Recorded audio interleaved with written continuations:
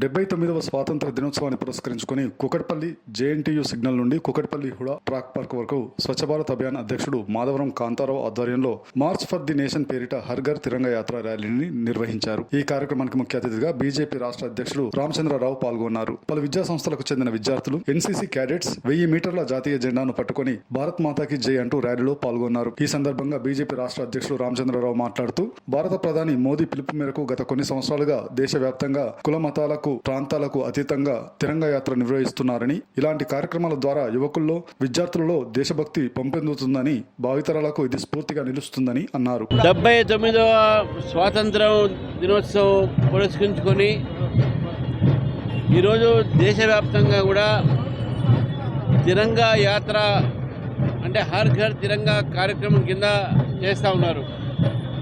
ప్రధానమంత్రి నరేంద్ర మోదీ గారు గత 5 సంవత్సరాల క్రితము హర్ ఘర్ తిరంగా అని చెప్పి పార్టీలకు, మతాలకు, కులాలకు, అదేవిధంగా ప్రాంతాలకు అతీతంగా ప్రతి భారతీయుడు తన ఇంటిపై జెండా ఎగరేసి, విద్యార్థులు, అదేవిధంగా రెసిడెంట్ వెల్ఫేర్ అసోసియేషన్లు, యువకులు అందరూ కూడా ఈ యొక్క భారతదేశ ఒక త్రివర్ణ పతాకాల నుంచి ఒక ఊరేగింపు లాగానే, లేకపోతే అనేక రకాలైన కార్యక్రమాలు చేయాలని చెప్పేసి కూడా రూపొందించడం జరిగింది.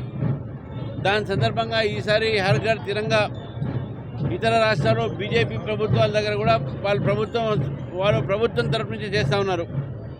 కానీ తెలంగాణలో ఈరోజు మేము స్వచ్ఛందంగా ఇక్కడ స్కూల్స్ని, కాలేజ్ని కోరిన నేపథ్యంలో వారే వచ్చి ఈరోజు కుకట్పల్లిలో చాలా పెద్ద ఎత్తున విద్యార్థులు, యువకులు, కాంతారావు గారు, అదేవిధంగా మల్లారెడ్డి గారి యొక్క ఆధ్వర్యంలో ఇక తిరంగా యాత్ర చేస్తూ ఉన్నారు.